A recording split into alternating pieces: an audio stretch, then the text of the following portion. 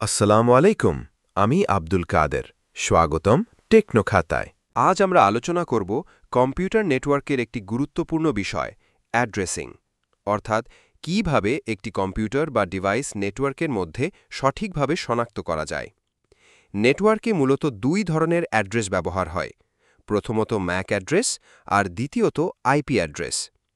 IP address আবার দুই ভাগে বিভক্ত, IPv4 এবং IPv6। ম্যাক এর পূর্ণরূপ হল মিডিয়া অ্যাক্সেস কন্ট্রোল অ্যাড্রেস। এটি একটি হার্ডওয়্যার অ্যাড্রেস যা প্রতিটি নেটওয়ার্ক কার্ড বা ডিভাইসের সাথে স্থায়ীভাবে যুক্ত থাকে।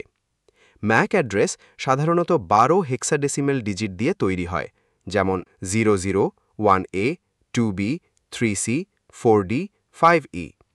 এটিকে বলা হয় ডিভাইসের ফিজিক্যাল আইডি, যা পরিবর্তন হয় না। আইপির পূর্ণরূপ হল ইন্টারনেট প্রোটোকল অ্যাড্রেস। এটি একটি লজিক্যাল অ্যাড্রেস যা ইন্টারনেট বা নেটওয়ার্কে ডিভাইসকে শনাক্ত করতে ব্যবহার হয়। ম্যাক অ্যাড্রেস স্থায়ী হলেও আইপি অ্যাড্রেস প্রয়োজন অনুযায়ী পরিবর্তন করা যায়। IPv4 হল 32-বিট অ্যাড্রেসিং সিস্টেম। এতে মোট 4 বিলিয়নের বেশি ইউনিক অ্যাড্রেস তৈরি করা সম্ভব। এটি ডটেড ডেসিমেল ফরম্যাটে লেখা হয়, যেমন 192.168.1.1।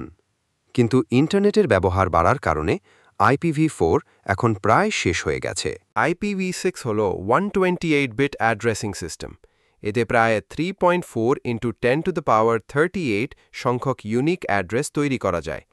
এটি হেক্সাডেসিমেল ফরম্যাটে লেখা হয়, যেমন 2001, 0DB8, 85A3, 0000, 0000, 8A2E, 0370, 7334। IPv6 তৈরি করা হয়েছে IPv4 এর সীমাবদ্ধতা কাটানোর জন্য। ম্যাক অ্যাড্রেস ডিভাইসকে স্থায়ীভাবে চিহ্নিত করে। আইপি অ্যাড্রেস নেটওয়ার্কে অবস্থান নির্ধারণ করে। IPv4 হল পুরনো ভার্সন, IPv6 হল নতুন ও আধুনিক সলিউশন।